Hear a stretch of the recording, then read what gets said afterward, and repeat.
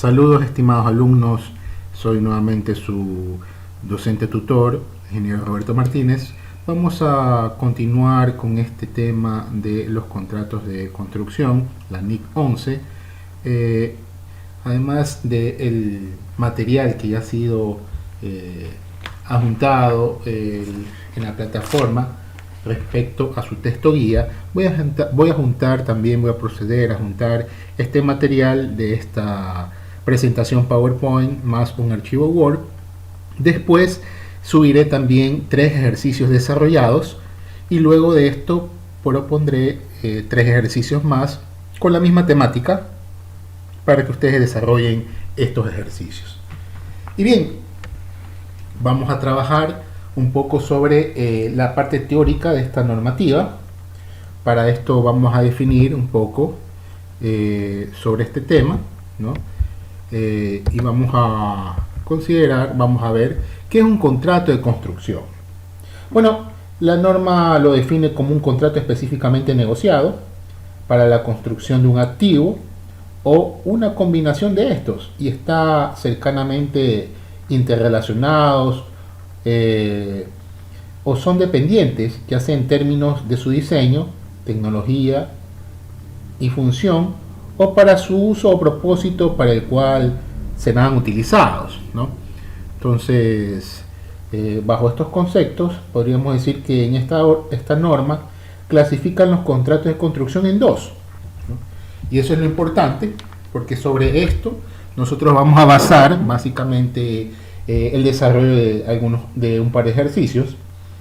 Un contrato a precio fijo o suma alzada, también se lo conoce, y un contrato denominado contrato de margen sobre el costo. En el primer caso, en donde el cliente junto al contratista acuerdan un precio fijo a una tasa fija por unidad o producto. A su vez, en el contrato de margen sobre el costo se acuerda reembolsar al contratista los costos definidos o autorizados en dicho contrato, además de un porcentaje adicional o una cantidad fija por sobre el costo incurrido en la obra. Entonces, básicamente, esas serían las diferencias, ¿no? Y ahí tenemos ahí una clasificación en esa gráfica de los tipos de contratos que existen, ¿no? Bueno, también que habla la norma, más que todo sobre los términos acordados. Para los propósitos de esta norma, los términos acordados en los contratos de construcción incluyen los siguientes elementos: aquellos contratos de prestación de servicios que estén directamente relacionados con la construcción del activo. Por ejemplo, en este caso podrían ser los relativos a los servicios de gestión del proyecto, arquitectos, en estos casos, ¿no? O sea, el primer término acordado serían los servicios que están generados o están relacionados con la construcción. Entonces, un arquitecto, el servicio del arquitecto, ¿no? ¿Verdad? Entonces, esos deben ser considerados en estos términos acordados. Así como también los contratos para la demolición o rehabilitación de activos y la restauración del entorno que pueda seguir a la demolición de algunos activos. Si bien esta normativa indica que se debe aplicar para cada contrato en forma separada, en algunos casos se pretende reflejar de mejor forma el fondo económico de la operación y será posible agrupar o segmentar contratos para efectos del tratamiento contable, de su tratamiento contable. Para esto también se deben agrupar contratos cuando un grupo de estos se negocian en un solo paquete y no existe diferenciación externa, o si están íntimamente relacionados y su presentación está en forma de un margen de utilidad total y cuando se desarrollan simultáneamente o en consecuencia continua. Entonces, esto es posible desprender de estas características que podremos agrupar contratos cuando estén expuestos a los mismos riesgos, ¿no? Entonces podríamos definirlo de esa forma bajo estos lineamientos. A su vez, es posible segmentarlos, estos tipos de contratos, si se han realizado propuestas separadas para cada activo o con la posibilidad de ser rechazado en forma independiente. Y finalmente, cuando es posible determinar ingresos y costos para cada activo. Bueno, también hay otras circunstancias que se dan. Hay oportunidades en donde el cliente solicita la creación o desarrollo o modificación del activo. En este caso, el contrato deberá tratarse en forma separada, ¿no? Esos términos dan a una modificación del activo. Y estas características pueden ser, en este caso A, el activo se difiere significativamente en términos de diseño, tecnología o función del activo, o grupos de activos cubiertos por el contrato original, ¿no? Entonces, dada que por alguna circunstancia hay alguna modificación dentro de lo que se estipulaba originalmente, pues habrá que hacer una modificación a este contrato, ¿no? Y B, el precio del activo es negociado sin tener como referencia el precio fijado en el contrato original. Entonces, pueden darse estas circunstancias en que el precio puede ser modificado, ¿no? Por varias razones, por varios elementos, ¿no? También debemos considerar los ingresos ordinarios del contrato. Y aquí hay mucha tela por cortar en cuanto a los ingresos. Vale la pena indicar que bajo varias circunstancias los ingresos ordinarios del contrato deben comprender generalmente el importe inicial del ingreso, ¿no? Como lo estipulamos ahí.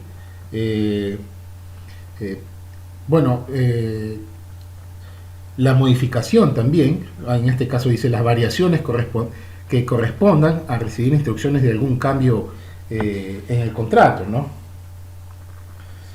También los reclamos que se puedan generar, ¿no? Por parte del contratista, o sea, los reclamos es el monto que el contratista espera cobrar al cliente o a un tercero como reembolso de costos no incluidos en el precio de acuerdo, ¿no? Entonces, esos serían también, esos ingresos, esos posibles ingresos también podrían ser considerados como unos ingresos ordinarios del contrato, ¿no? Y también pagos de incentivos, que son aquellos pagos adicionales reconocidos por el contratista si éste cumple con los niveles específicos de la ejecución del contrato. No obstante, pueden haber algunas circunstancias adicionales, ¿no? Los ingresos ordinarios del contrato se valoran según el valor razonable de la contraprestación recibida o por recibir. La valoración de los ingresos ordinarios procedentes del contrato estarán afectados por diversas incertidumbres que se puedan dar, pues, ¿no? a lo largo del tiempo, que dependen del desenlace de hechos futuros. Las estimaciones necesitan ser revisadas a medida que tales hechos ocurran o se resuelvan aquellas incertidumbres. Por tanto, de alguna forma, la cuantía de los ingresos ordinarios del contrato pueden aumentar o disminuir de un ejercicio a otro, y esto se puede dar generalmente cuando el contratista y el cliente pueden acordar modificaciones, ¿no? Como ya lo habíamos hablado anteriormente. Que aumenten o disminuyan los ingresos ordinarios del contrato en un ejercicio posterior o aquel en el que el contrato fue inicialmente pactado. El importe de los ingresos ordinarios acordados en un contrato de precio fijo puede aumentar como de alguna forma resultado de las cláusulas de revisión de los precios también, ¿no? También se puede dar una modificación cuando la cuantía del ingreso ordinario procedente de un contrato puede disminuir como consecuencia de las penalizaciones por demoras, causas por el contratista en la realización de la obra. Y también otro ejemplo puede ser, estamos hablando de otro ejemplo de modificación de los ingresos ordinarios en el contrato, ¿no? Puede darse cuando el contrato de precio fijo supone una cantidad constante por unidad de obra. Los ingresos ordinarios del contrato aumentan si el número de unidades, pues lógicamente de obra, se modifican al alza, ¿no? Básicamente es cuando se da eso, ¿no? También tenemos, por otro lado, los costos del contrato. Y los costos del contrato incluyen todos aquellos costos relacionados directamente, ¿no? directamente con el contrato específico. Por ejemplo, costos de la mano de obra, materiales usados, depreciación de activos usados en la ejecución, costos asociados al diseño y asistencia técnica que estén directamente relacionados con el contrato. También se puede atribuir a los costos relacionados con la actividad realizada y que pueden ser imputados al contrato específico. En este caso, como seguros, pueden ser costos de diseño, también pueden ser asistencia técnica, no relacionados directamente a ningún contrato específico, y costos indirectos de construcción. Y en el último punto también tenemos cualquier otro costo que sea atribuible al cliente. Y bajo estos términos, según las cláusulas pactadas con el contrato, por ejemplo, puede ser que los costos de desarrollo, pero siempre y cuando estén previamente pactados en el contrato, ¿no? Entonces, pueden darse estas circunstancias. Existen costos que no pueden ser reconocidos o atribuidos a la ejecución del contrato, por ejemplo, costos generales de administración, para los que no se haya especificado ningún reembolso específico, el costo de venta y costos de investigación y desarrollo no especificados en el contrato. Todos estos costos pueden ser atribuidos dentro de la fecha en que se oficialice el contrato hasta el final de la ejecución de la obra.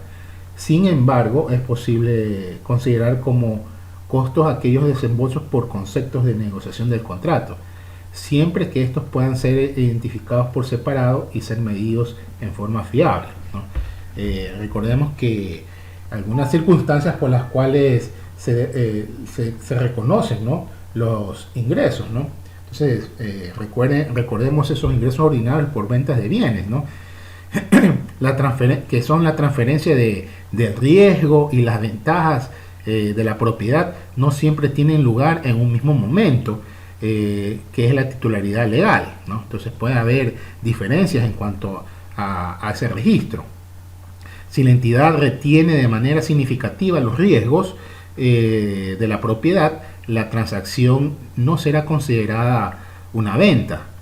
Y también los ingresos ordinarios y los gastos relacionados con una misma transacción o evento se reconocen en forma simultánea, o sea, hay asociación de ingresos con sus respectivos gastos, ¿no? Algunos le llaman correlación, ¿no?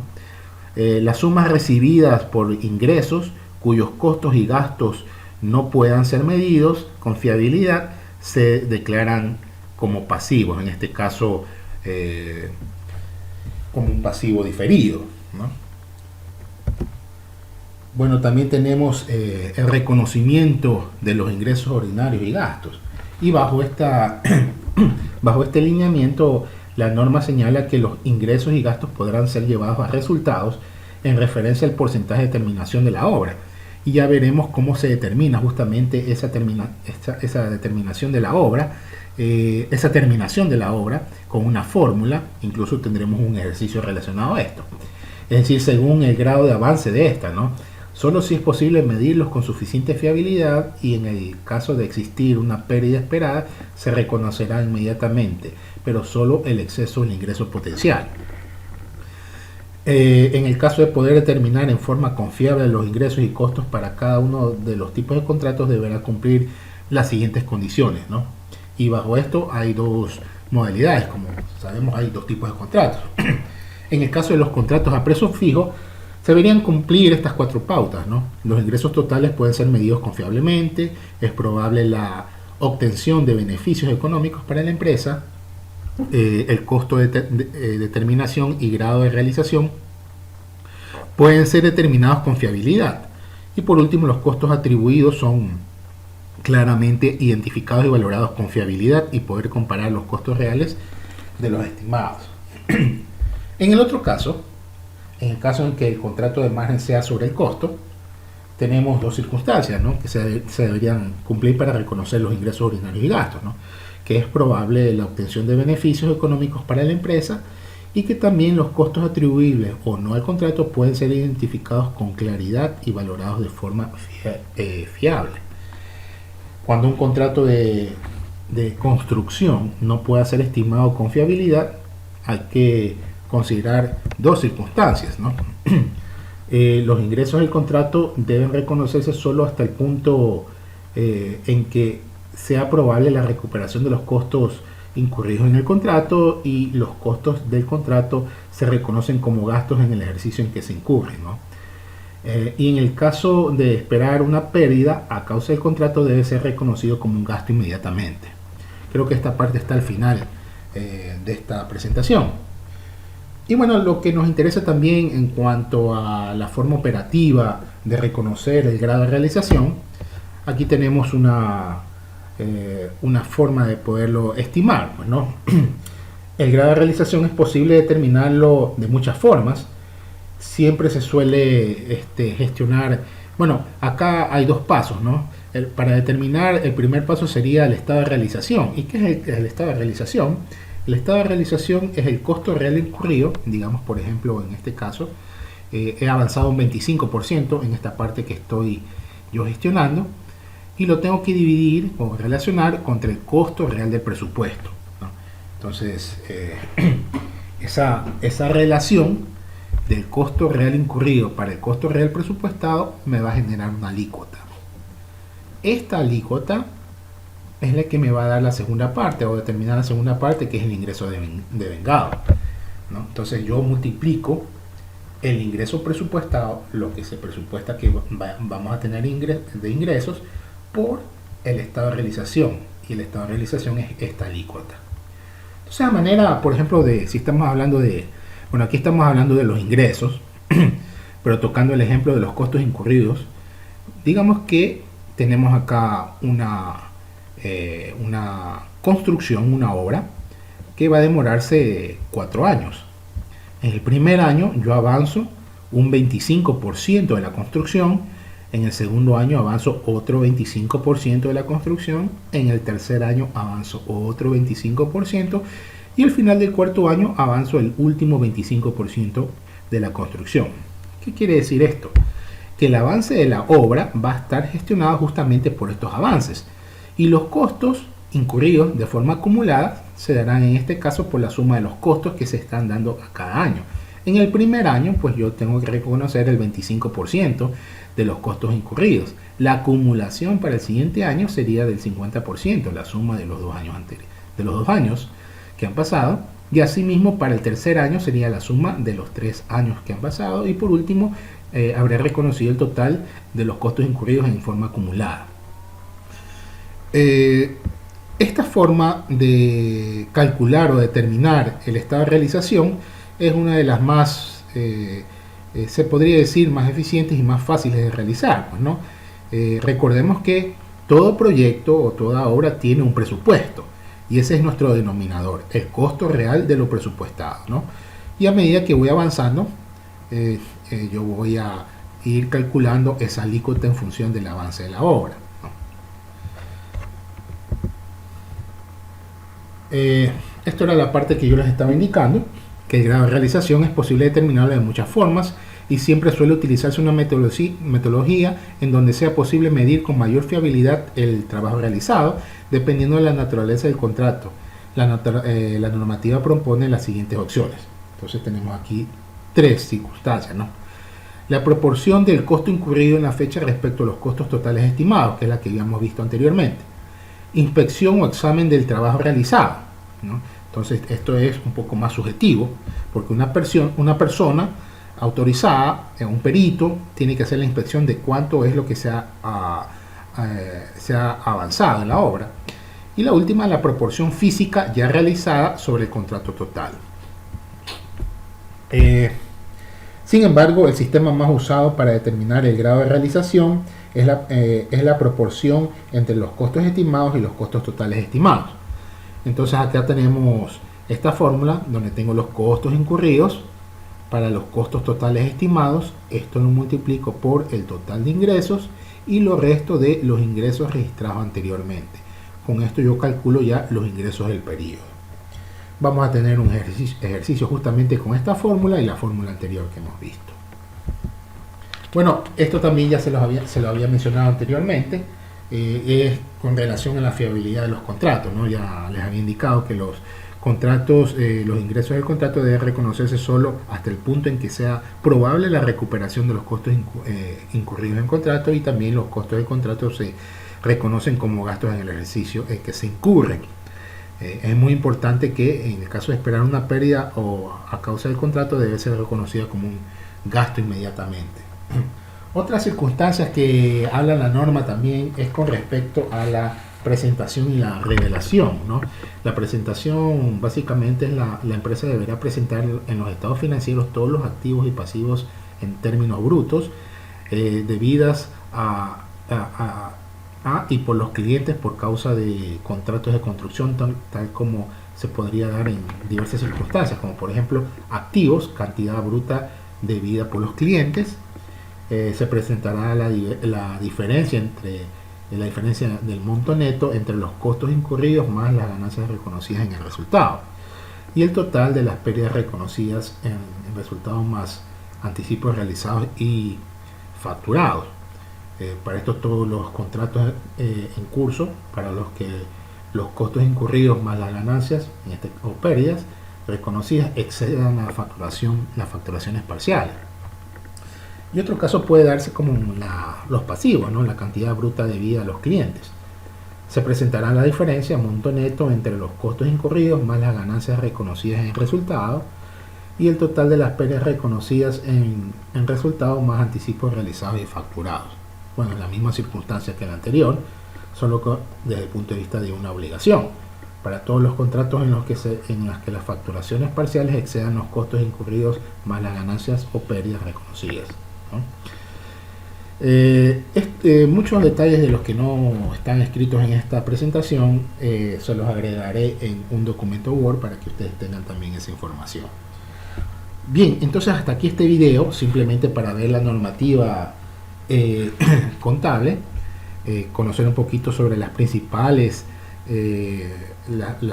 observaciones de esta norma 11, y a continuación de esto se presentará un primer ejercicio desarrollado para que ustedes lo puedan revisar, y después se presentará ejercicios parecidos. Muchas gracias.